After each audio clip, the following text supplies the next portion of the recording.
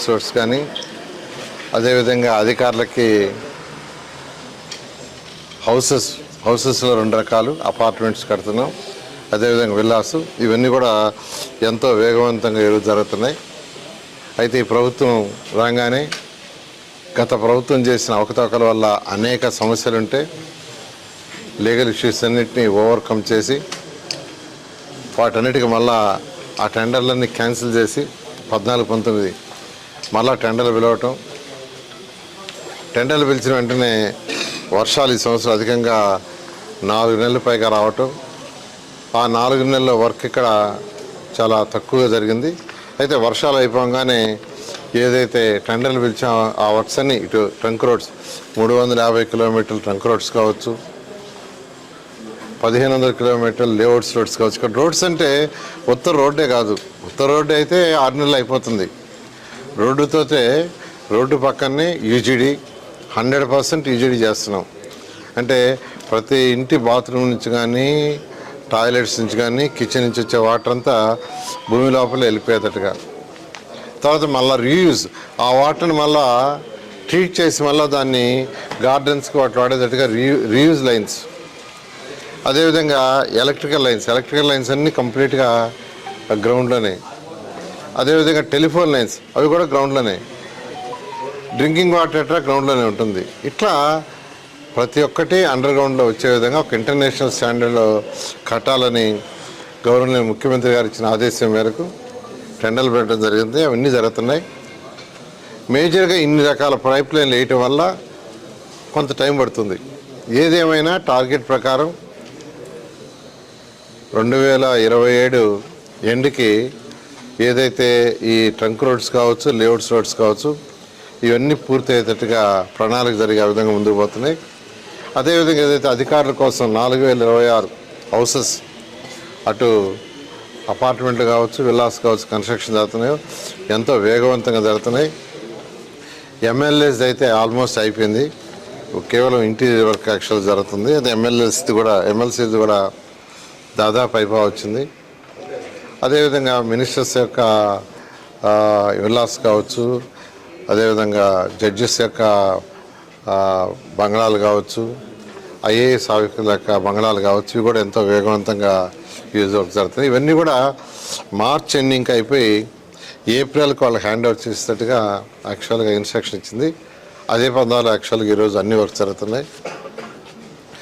ఈరోజు తీసుకుంటే మనకు ప్రిన్సిపల్ సెక్రటరీసు వాళ్ళ యొక్క 25 విల్లాసు, అదేవిధంగా సెక్రటరీలకి ఒక 90 ఇండివిజువల్, అదేవిధంగా మినిస్టర్స్కి ఒక 35, జడ్జెస్కి ఒక 36, అదేవిధంగా ఎమ్మెల్యేలు ఎమ్మెల్సీలకి 288 హౌస్ నేతకి అపార్ట్మెంట్లు, ఐఏఎస్ ఆల్ ఇండియా సర్వీస్ అధికారులకి ఒక 144, ఎన్జిఓస్కి 1968, అదేవిధంగా గజిటెడ్ అండ్ గ్రూప్ డి వాళ్ళకి 1440, మొత్తం 4026 హౌస్ ఎంతో వేగవంతంగా ఈరోజు కన్స్ట్రక్షన్ జరుగుతుంది.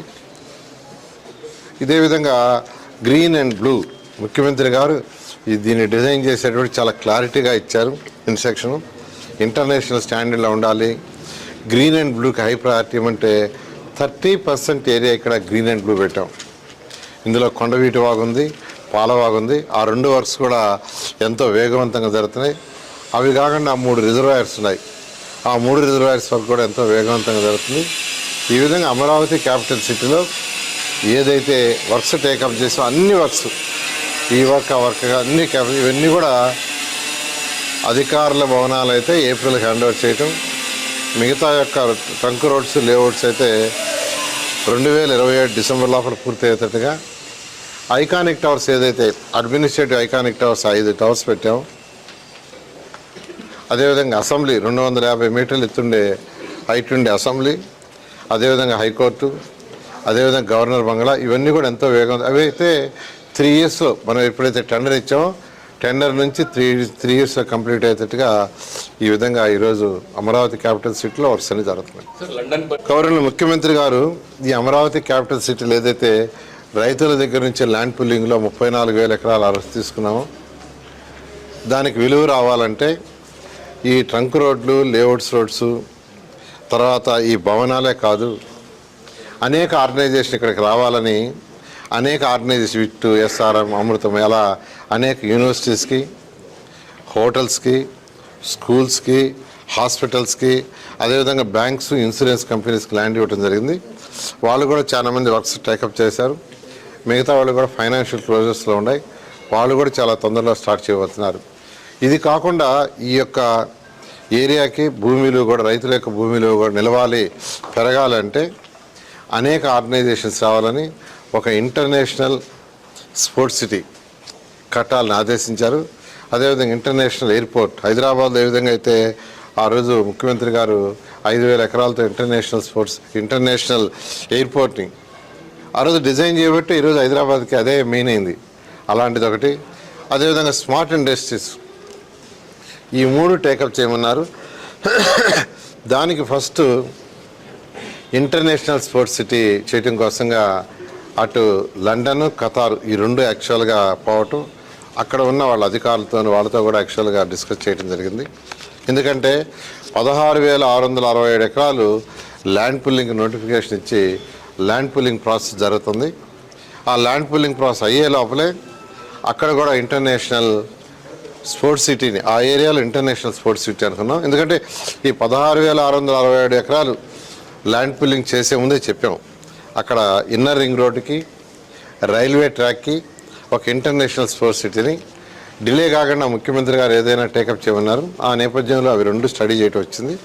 అంటే లేటెస్ట్గా కట్టింది ఖతార్లో యాక్చువల్గా వాళ్ళు స్పోర్ట్స్ సిటీ కట్టారు. లండన్ ఒలింపిక్స్ అప్పుడు లండన్ వాళ్ళు కట్టారు. అవి 2 స్టడీ చేసి వచ్చాం.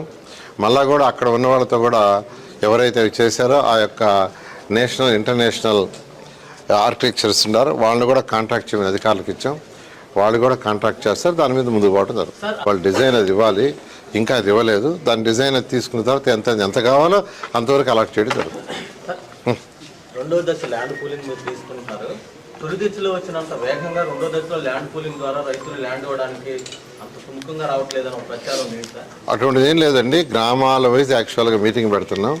ఒక్కొక్క గ్రామంలో అన్నీ తొందరపడి అదరవదరా కాకుండా గ్రామాల వైజ్ పెట్టి వాళ్ళ సమస్యలు ఏదన్నా ఉంటే వాటిని కూడా డిస్కస్ చేసి 1 by 1 డిస్కస్ చేస్తూ, నేను యాక్చువల్గా భాష్యం ప్రవీణ్ గారు యాక్చువల్గా గ్రామాలు తిరగడం జరిగింది. మరొక గ్రామం కూడా తిరగాలి. అదేవిధంగా నెక్స్ట్ శ్రావణ్ ఎమ్మెల్యే గారి యొక్క ఏరియాలో కూడా ఒక్కొక్క గ్రామం తిరిగి ఆ తర్వాత 1 by 1 చేస్తూ నిదానంగా పోతుంది. ఎందుకంటే అనేక సమస్యలు ఉన్నాయి. అసైన్మెంట్ ల్యాండ్స్ అని, తర్వాత లోకల్ కొన్ని ల్యాండ్స్ డిస్ప్యూట్స్, అవన్నీ కూడా అంటే ఫస్ట్ ల్యాండ్ పుల్లింగ్లో చేసిన అనుభవాన్ని బేస్ చేసుకొని 1 by 1 చేస్తూ నిదానంగా పోవటం తప్పితే ఏవి కాదు. వాళ్ళు ఇంట్రెస్ట్గా ఉండారు, విల్లింగ్గా ఉంటారు. వాళ్ళు అడిగేది ఒకటే, మాకు ఇమీడియట్గా టేకప్ చేయండి. గత 14-19 లాగా లేట్ కాకుండా, అప్పుడు కూడా లేట్ కాదండి, 2017 చివరికి యాక్చువల్గా టెండర్లన్నీ పిలిచాం. అంటే ఎలక్షన్స్కి 1 year ముందు. బట్ ఇప్పుడు అట్లా కాకుండా ఆల్రెడీ పిలిచాం, వర్క్స్ జరుగుతున్నాయి.